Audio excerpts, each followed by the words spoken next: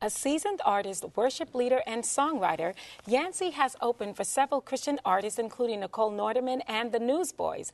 She also co-wrote Avalon's #1 hit, I Don't Want to Go, and Jackie Velasquez's Something Beautiful.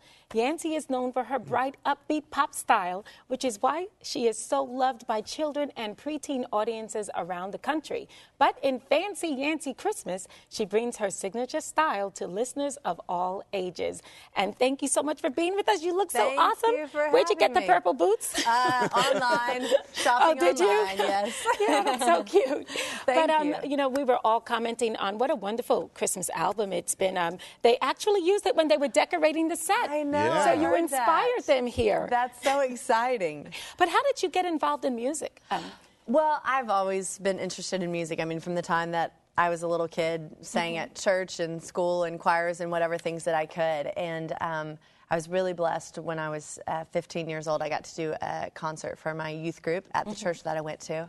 And that kind of got the ball rolling for me to kind of start writing songs and think about, you know, recording a CD. And it's just something that I've always been interested in. So now, as I mentioned, you've written for several artists, but kind of your music really focuses on children and kind of the tweens over there. Why did you decide to focus on them? Well, you know, my music has definitely ebbed and flowed over the years. You know, I think with anything, it's sometimes we know that God has a plan for our life when we don't quite know all the details.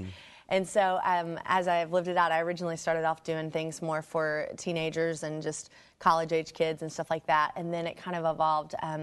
My dad is in ministry and has actually been involved in children's ministry for my whole life. And so I think probably deep down that was kind of a huge part of it. And I had the opportunity to write a theme song for a summer camp program for a few years.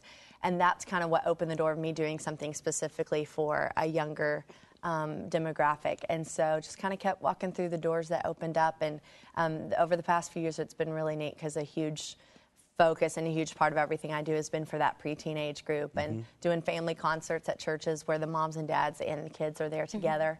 And so it's been a fun journey for sure. Writing for the preteen group and that kind of age, how has it kind of affected the way you see life or kind of write your other lyrics? Yeah, you know, I think I try, with preteens, it definitely seems like the church oftentimes kind of looks and puts a product out there for them that's a little bit younger than really where they're at in culture, where they're at school and all that kind of stuff. And so a huge part of what I do, I mean, musically, it's for the preteens, it's very similar to something that I would do elsewise. I think that the main thing is I just look at the lyric and make sure that I'm using vocabulary that they would use and stuff that they would say. And because a lot of the stuff that I write for them, too, is kind of worship-oriented things. Right. So it's just kind of like, okay, at this point in their spiritual journey, where are they at and what can they relate to? And just writing songs that will help them,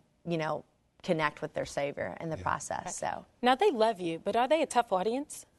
Not really. No, okay. No, not really. No, you know, once they move into like that 7th grade, yeah, I know it changes. But preteen, they're still happy. They're all gung ho. Yeah, I like that.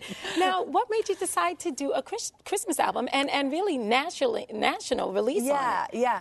Well, you know, I love Christmas, first off. It's definitely one of my absolute favorite holidays and whatnot. Yay. And over the years, as I was doing music, you know, people would occasionally come up and be like, when are you going to make a Christmas CD? And I would think to myself, you really have no idea, like, what's involved in that, and this isn't the right time. So it just worked out. Last year, I was kind of thinking about this year and when I had time to record and whatnot, and it just all worked out that I could make a Christmas CD this year, which was really, really exciting. So, like I said, my family is big Christmas fans. We have lots of decorations and trees at our house. So, for me, I've been like focusing on this record all year long. So, I'm just happy the rest of the world is finally putting up their decorations and celebrating Christmas along with me. I knew I'd like you, Yancy. That's awesome.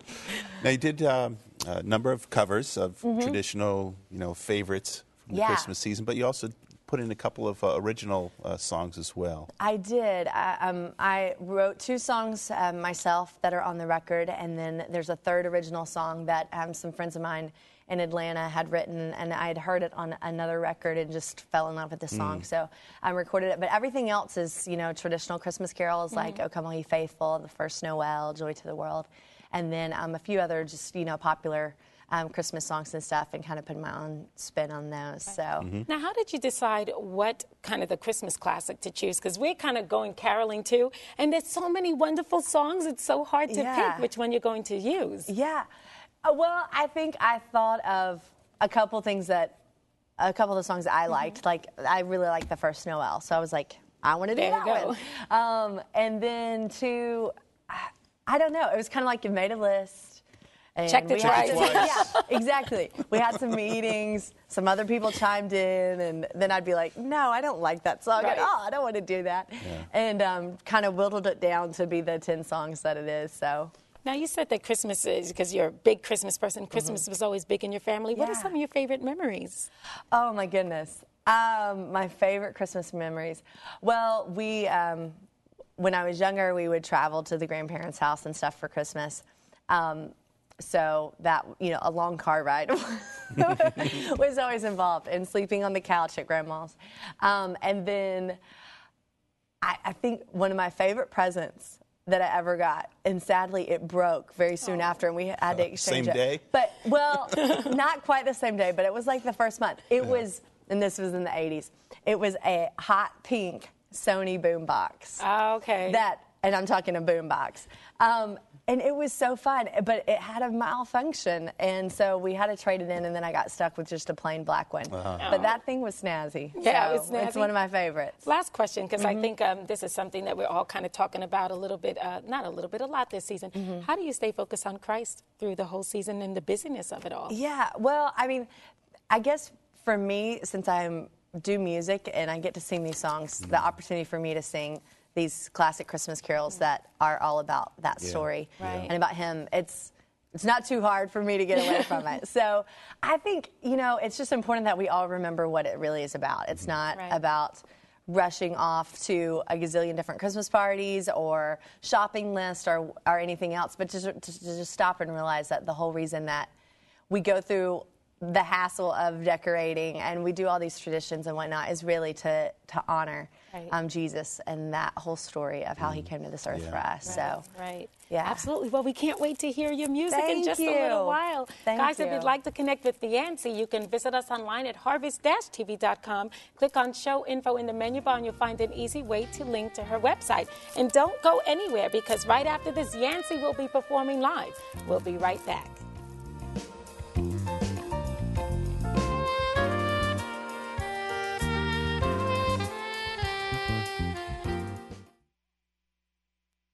Making healthy choices is having a year-end sale. Order this month